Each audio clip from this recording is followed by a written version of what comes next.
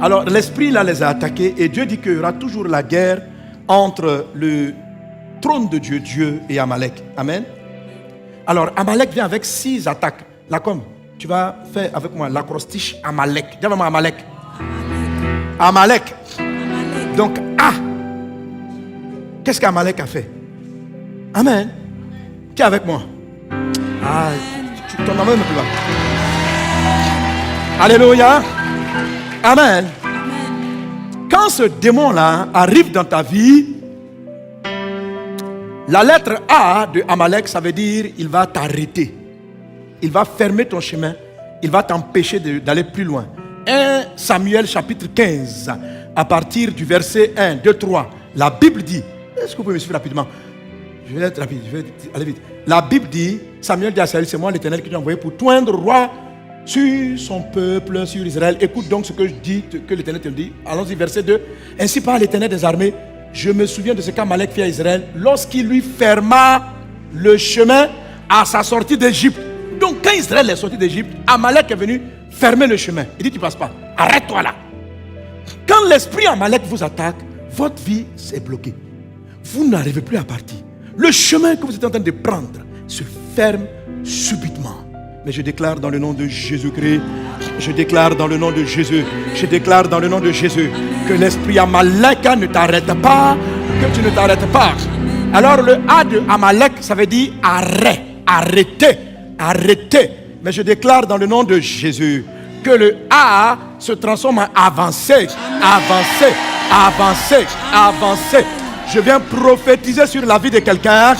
Tu avances, tu avances, tu avances, tu avances, tu avances, tu avances, tu avances, tu avances. Alléluia. Donc la lettre A de Amalek, ça veut dire on va t'arrêter. Mais Dieu transforme cet arrêt. C'est ça, je suis venu te bénir pour ça. Tous ceux qui se sentent arrêtés dans la vie, tous ceux qui ont l'impression qu'ils n'évoluent plus, tous ceux qui ont l'impression qu'ils n'avancent plus, tous ceux qui sont victimes de l'esprit Amalek, tous ceux qui ont commencé des entreprises et des projets qui sont à l'arrêt. Oh Dieu des cieux, que ton bras puissant brise cet obstacle et qu'ils avancent dans le nom de Jésus. Dans le nom de Jésus. Amen. Alors, pour que tu comprennes que l'arrêt cesse, il faut savoir comment est-ce que Amalek t'arrête. Comment est-ce qu'il t'arrête? Amalek, il est étrange. Quand on dit que quelqu'un t'a arrêté ou quelqu'un a fermé ton chemin, tu t'attends à ce qu'il soit devant toi. Ça va ça? Mais Amalek, il t'arrête par derrière. C'est ça qui est subtil avec lui. C'est pourquoi il est très sournois. Il t'arrête par derrière. Donc quand tu regardes devant, tu te dis, je ne suis pas avancé. Mais pourquoi? Et puis, tu regardes que 2025, 2026, 2027, tu es à la même place. Demain, je vais entreprendre. Demain, je vais faire ce pas. Demain, je vais faire ceci. Donc, il y a d'autres formes d'esprit qui vous aveuglent. Mais pas Amalek. Amalek, il ne ferme pas tes yeux. Amalek, tu peux connaître le chemin. Sauf que tu es bloqué par l'arrière et tes projets n'avancent pas. Alors, comment est-ce qu'il attaque? C'est dans le livre de Deutéronome, chapitre 17, qu'il est dit... Non, pardon. Oui, c'est ça. De se souvenir d'Amalek, je parle verset 17 aussi. De te souvenir d'Amalek, Dieu dit, qui est tombé sur vous par derrière. Il est tombé sur vous par derrière. Comment je peux oublier cette référence? Deutéronome, mais c'est Deutéronome 25, 17. Il est tombé sur vous par derrière. Donc c'est quelque chose qui t'attaque par derrière. Si quelque chose... attends. Viens, frère, viens. Amen. Trouve-moi Amalek attaqué par derrière. Là. C'est Deutéronome... comment ça? Bon, j'ai un lapsus, j'ai un creux. Alors, avance. Voilà. C'est Deutéronome 27, 17. Voilà. Souviens-toi de ce que tu fis à Amalek pendant la route lors de votre sortie d'Égypte. Ça, c'est Amalek. Avance. Comment il te rencontra dans le chemin et sans aucune crainte de Dieu, tomba sur toi par derrière. Lui, il tombe pas sur toi par devant. Il tombe dans ton dos. Donc, il arrive par l'arrière. Tu avances et puis il fait comme ça. Et essaie d'avancer. Tu vois. Et tu n'avances plus. Voilà. Ça, c'est ce qu'on appelle les fardeaux. Il paralyse ta vie par l'arrière. Il cumule quelque chose ici. Et tu n'arrives plus à avancer. C'est ce qu'on appelle Amalek. Ok? Donc quand tu veux combattre l'esprit Amalek, le combat n'est pas devant. Le combat est dans ton dos. Le combat est derrière. Ça veut dire que dans la vie, c'est quoi qui est derrière? Ça veut dire qu'il il y a quelque chose qui s'est passé dans ta vie qui fait que Amalek l'a alourdi et tu n'arrives pas à avancer. Donc, quand vous vous battez contre l'esprit Amalek, ne vous battez pas contre ce que vous voyez, mais contre ce que vous ne voyez pas. Ou ce que vous avez oublié. Regardez, chaque fois qu'on parle de la guerre contre Amalek, on dit souviens-toi. Comme si Amalek, quand il te combat, il faut avoir de la mémoire. Il faut se souvenir. Tu as vu tout à l'heure, regarde Deutéronome 25. Regarde. Entre ces deux passages, Deutéronome 25, 17 et 1 Samuel 15, 2, 3, il y a de nombreuses années. Deutéronome 25, c'est Moïse qui l'écrit. 1 Samuel chapitre 15, c'est le prophète Samuel qui écrit du temps du roi Saül. Entre les deux périodes, il s'est écoulé qu'Israël rentre à Canaan. Il s'est écoulé toute la période des juges jusqu'au roi Saül. Mais toujours il est dit, Samuel dit à Saül, c'est moi, on est au verset 2 s'il te plaît. Et il dit ceci, verset 2, 15. Ainsi par les dernières années, je me souviens, toujours souvenir. Deutéronome 25 aussi, il dit, souviens-toi. Parce que le souvenir, Amalek, est dans ton dos. Ok? Est-ce qu'on est ensemble? Amen. Quels sont les fardeaux qui sont dans ton dos? Amalek, c'est les palabres que tu as eues, que tu n'as pas pardonnées. Les blessures que tu n'as pas pardonnées. Pour ne pas s'arrêter, la Bible dit, déchargez-vous sur lui de tous vos soucis, de tous vos fardeaux. Pardonne. Tout à l'heure, j'ai prié pour un monsieur, il a dit, tu es bloqué ici, là. C'est à cause d'un palabre en famille. On dit qu'aucun fardeau, aucun péché ne vienne vous empêcher d'avancer. Hébreux chapitre 12. Et donc, tu n'as pas péché, mais tu n'as pas pardonné. C'est ce qui t'empêche d'avancer. Pour finir avec cela, tu dois te retourner, te souvenir, et puis dire, Jésus, je n'ai pas pardonné à mon père, je n'ai pas pardonné à ma mère, je n'ai pas pardonné à mon frère. Je te demande pardon. Je demande pardon et je lui pardonne. Et le sang de Christ va laver le péché, va te donner la miséricorde et tu pourras avancer. Amen. Amen. Alors, avancer, on n'est pas fini. Pourquoi tu veux partir? Qui t'a avancé? Amalek n'est pas vaincu. Pendant que je prie, tu vois, Dieu va te dévoiler. Je vous en assure, il y a des gens qui ont des rancunes, ils pensent qu'ils ont oublié.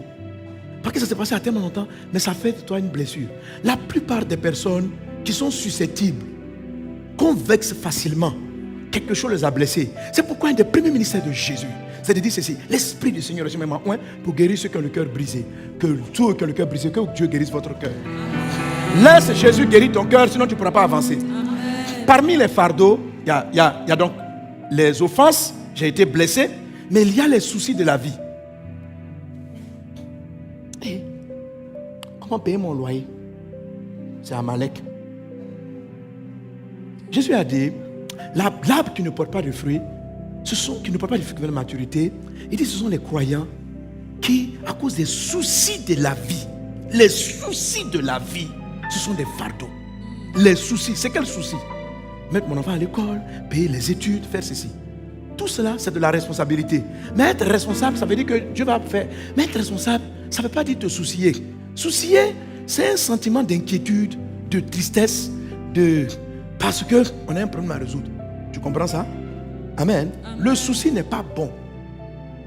Le souci, c'est la preuve que tu portes la charge. Délivrer d'Amalek, c'est de donner ces soucis-là à Dieu. Il y a des choses que vous n'êtes pas fait pour porter. Il faut prier pour que Jésus, il faut lui dire, papa, ça me fatigue. Ne l'accepte pas. Ne confonds pas responsabilité et puis culpabilité et puis souci. Tu es responsable de tes enfants. Mais quelqu'un qui se soucie, c'est comme celui qui les protégeait. Tu peux les protéger? Tu peux les garder? Non. Donne ces palabres-là à Jésus. Mets ça sur le dos de Jésus. La plupart des gens n'arrivent pas à avancer dans leur destinée parce qu'ils veulent se soucier. C'est ce qu'il dit en Matthieu chapitre 6. Ne vous inquiétez pas pour vous manger, pour votre boire, pour votre logement. Est-ce que tu peux même régler un problème sérieusement? Donc calme-toi. Satan utilise les soucis de la vie pour vous arrêter. Donc l'arrêt de Amalek peut être causé par vos soucis. Quand vous commencez, la Bible dit, il va vous attaquer de génération, notez bien ça, de génération en génération. Ça veut dire que chaque cycle de votre vie va amener son souci. Est-ce que vous me suivez? Donc, pendant que tu étais jeune étudiante, tu as pu traiter avec les soucis d'étudiant. Mais le jour où tu vas devenir marié, il y a le souci du mariage. Quand tu vas passer de la génération de célibataire à la génération de mariage, son souci arrive. Donc, Amalek vous attaque toujours de génération en génération. Tu l'as vu hier, tu le reverras. Mais sous une autre forme. Mais chaque Amalek qui vous attaque va vous révéler qui est le Christ. Va vous apprendre à respecter Christ. Chaque Amalek qui vous attaque vous annonce que vous passez à une autre dimension. Je déclare dans le nom de Jésus-Christ que tu passes à une autre dimension dans le nom de Jésus. Amen. Il dit parce que la main de l'Éternel a été élevée, il y aura guerre de l'Éternel contre Amalek de génération en génération. Ce mot veut dire pour tout le temps, tant que tu es sur la terre. Ça veut dire aussi à chaque cycle de ta vie. Donc faites très attention. Si vous sentez que malgré votre foi, vous commencez à être arrêté, c'est que peut-être par rapport à vos nouvelles responsabilités, vous avez cumulé des soucis qui sont en train de vous faire ralentir. Sors de l'arrêt et avance.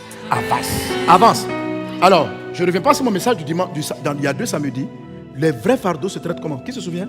Jésus a dit, venez à moi, vous tous qui êtes fatigués et chargés, et je vais vous donner du repos. Qu'est-ce qu'on doit faire? Jésus dit, chargez, prenez sur vous mon joug. Le vrai déchargement, c'est de se charger à nouveau par une autre forme de charge. Ce que je veux dire, c'est que se soucier, là, il y a toujours un sujet de souci. Maintenant, il faut choisir lequel. Il faut décider.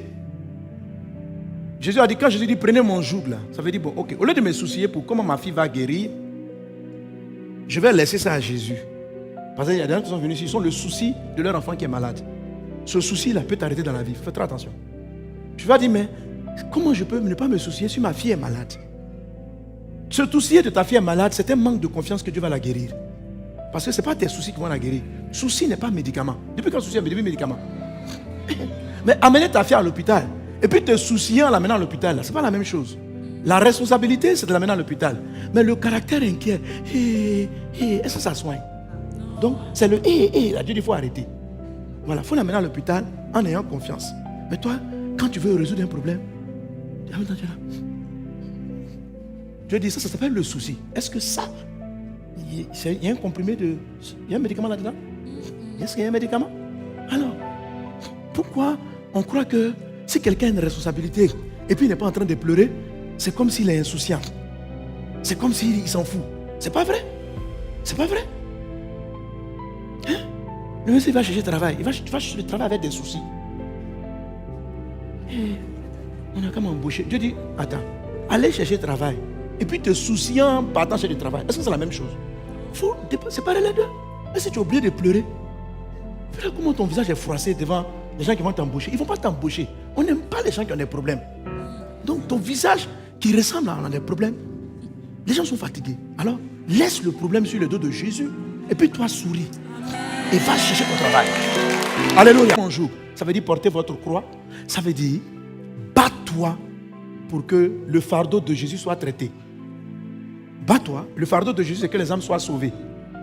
Tout chrétien qui se bat pour que le fardeau de Jésus soit allégé, Jésus allège son fardeau à lui. Donc, dans l'histoire de venez à moi, vous tous qui êtes fatigués et chargés, je vous donnerai du repos. Sentez que c'est un échange de fardeau. Jésus te donne son fardeau. Voilà. Donc, si tu n'es pas en train de courir pour l'évangélisation, que tu viens dire à Jésus, je te donne, et puis Jésus ne te va pas faire quelque chose, ça veut dire que tu n'as pas pris son fardeau aussi à lui. Et si tu as pris le fardeau de Jésus 10%, il va prendre tes soucis 10%. Donc si tu veux qu'il prenne 100%, prends le fardeau de Jésus 100%. Cours avec 100%. Il y en a qui prennent le fardeau de Jésus 30% et ils veulent que Jésus prenne le fardeau 100%. Non, ça ne marche pas comme ça. C'est donnant-donnant. Tes problèmes, je les prends à 100%. Si toi aussi tu prends mon problème, 100%. Dis à ton voisin, 100%. Qu'il en soit ainsi au nom de Jésus. Alléluia. Voilà. Amen. M de Amalek. Ça veut dire, c'est un autre type de fardeau. Ça veut dire, Amalek te maintient en bas. le nom d'Amalek, ça veut dire demeurer en bas. Parce qu'il y a deux choses. Il y a avancer et puis il y a monter. Amalek ferme le chemin et Amalek t'empêche de monter. Monter, c'est progresser, devenir meilleur. Avancer, c'est progresser, mais atteindre des objectifs. Monter, c'est devenir meilleur. Par exemple, on va t'élever. Quand on dit, on va augmenter ton salaire, ça, c'est pas avancer. Pense à ton salaire. Fais quoi? Que Dieu t'élève. Voilà. Si Amalek arrive, 20 ans de travail, 20 ans même salaire, ça c'est Amalek. Sans augmentation, ça c'est Amalek. Amalek va empêcher ta promotion. Amalek te maintient en bas. Amalek empêche les prophètes de monter en esprit. Amalek te maintient en bas sans vie de prière. Ça c'est le travail. Le nom Amalek signifie demeurer en bas. Je viens prophétiser sur vos vies. Que tout ce qui te maintenait en bas soit brisé dans le nom de Jésus. Et tu montes dans le nom de Jésus. Ça, rappelez-moi, je vais le développer après. Je dois arriver. Après, M là, il y a quoi? Brinda sakata rabra suru bradala. Rayan kata rababus. Il y a quoi encore? Ah, Amen. J'ai laissé ça. Brinda salabra yakata radaba. Rappelez-moi que je n'ai pas fait ce A là. Robra sakata rabraso. Je ne vais même pas te dire. La prochaine fois, rombrasa. Là, tu vas venir samedi. Rosa rabraso robrada clariando robraso robrai. Rebakata rabraso robrakata. Amen. Gloire à Dieu. Elle, ça veut dire légèreté. Elle d'Amalek, c'est légèreté. Légèreté, c'est quoi? Amalek vous arrête. Amalek vous empêche de monter. Amalek vous empêche de monter. Parce que il y a des choses que vous prenez à la légère. Il y a des choses qui doivent être prises à la légère. Et pendant que je priais pour une des mamans, il m'a dit, il y a des choses qu'il ne faut pas prendre à la légère. La légèreté avec les choses de Dieu vous crée des problèmes. Il y a des choses que Dieu a données pour vous propulser dans la vie. C'est ce qu'on appelle des choses sacrées. C'est quoi les choses sacrées? Ce n'est pas pour vous faire du mal. C'est comme Dieu vient. Par exemple, il y a un homme de Dieu qu'on appelle Melchisédek. Dieu l'a choisi. C'était Jésus sur la terre. Dans la vie d'Abimelech, dans la vie d'Abraham, Dieu lui avait dit que Abraham avait en lui des nations. Ça veut dire des rois. Ça veut dire un certain nombre de qualités. Et il rencontre le monsieur qu'on appelle Melchisédek. Il l'honore. Et la grâce de Dieu, c'est que Dieu transfère dans Abraham la royauté. C'est même Abimelech, c'est même Melchisédek qui va lui donner la royauté sur Jérusalem. Amen. La légèreté. Qu'est-ce qui m'a arrêté? J'ai été trop léger en parole avec mon papa. Certaines femmes sont arrêtées. Je suis revenu là-dessus pourquoi? Il faut savoir que la légèreté, c'est ce qui s'oppose à ce qui est lourd pour Dieu. Ce qui est lourd pour Dieu, c'est ce qui a de la valeur pour Dieu. Faites très attention à ça. Amen. La Bible dit que Dieu respecte le mariage, que le mariage soit honoré de tous. Tu peux te lever, dire du mal d'une femme de ton papa, et puis tu la critiques, c'est le foyer de ton papa, et puis tu parles mal. Ce jour-là, cette légèreté peut amener une malédiction qui va te fermer le mariage. Donc il y a des gens qui ne sont pas mariés parce qu'ils ont été légers. Ok? Ce n'est pas seulement le péché qui vous bloque. Amalek, son travail, c'est-à-dire que ce que Dieu considère, il ne faut pas le mépriser. Il y a un monsieur qu'on appelle Ésaü. C'est l'arrière-grand-père de monsieur qu'on appelle Amalek, de l'esprit Amalek. Son arrière-grand-père. C'est ce qu'il a fait. Dieu dit, tu es l'aîné de la famille. Il a vendu son droit d'aînesse pour des lentilles. Il a été léger. La Bible dit, ne soyez pas profanes comme Ésaü. Plus tard, il a souhaité la bénédiction. Dieu a dit, c'est terminé. La légèreté est plus dangereuse que les péchés. Vous savez ça? La légèreté dans la maison de Dieu. Faites très attention. Quand vous rentrez dans l'église, respectez la présence. Parce que vous ne savez pas quel jour des anges sacrés sont sur. Chaque fois que vous voyez la Sainte Seine, il y a des anges sacrés là-dessus. Et un jour, l'apôtre Paul s'est mis à prier en prophétie. Et parce que les chrétiens de Corinthe, il y avait des morts étranges. Il y avait des gens qui étaient malades. Et quand il a prié, il est monté en prière. Dieu dit, il ne respecte pas la Sainte Seine. Il n'a pas dit c'est à cause du vol. Il n'a pas dit c'est à cause de l'impudicité.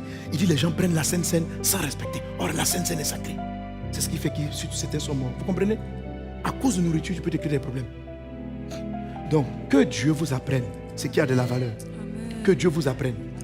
Amen. Je dis pourquoi? Parce que quand je touche certaines personnes, Dieu m'a dit de revenir sur ce point parce que je m'arrête sur le L. Amen. Je m'arrête sur le L. La plupart des chrétiens considèrent seulement que c'est le péché qui bloque. Mais il y a la légèreté, le fait de ne pas respecter des choses qui sont sacrées. J'ai prié pour que vous soyez des prophètes. Je prie dans le nom de Jésus-Christ. Que Dieu vous apprenne à savoir respecter ce qui a de la valeur. Amen. À savoir honorer ce qu'il honore. Amen. À savoir avoir de la révérence pour ce qu'il révère. Amen. Plus haut vous allez élever une chose que Dieu a sacrée, plus loin, plus haut, vous allez monter. Amen. Amen. Amen. Lorsque Dieu envoie une personne qu'il a élevée, est-ce que vous savez que par exemple, offenser, même dans votre maison, un chef d'État, critiquer un président sur son point, oui, il y a beaucoup de gens qui ont cette malédiction, mais ils savent que c'est pour ça. Ah oui? Les gens, dès que tu vas commencer à dire non, tu supportes le pouvoir. Frère, tous ceux qui parlent comme ça sont des Amalécites. Oui, c'est l'esprit Amalek. C'est l'esprit Amalek qui te fait regarder les défauts d'une personne et qui te dit attaque la personne parce qu'elle a des défauts. Et qui te fait oublier que elle a un poste qui vient de Dieu. Donc il faut faire attention de ne pas mélanger ce que Dieu a sacrifié, Dieu a rendu sacré avec le caractère de la personne.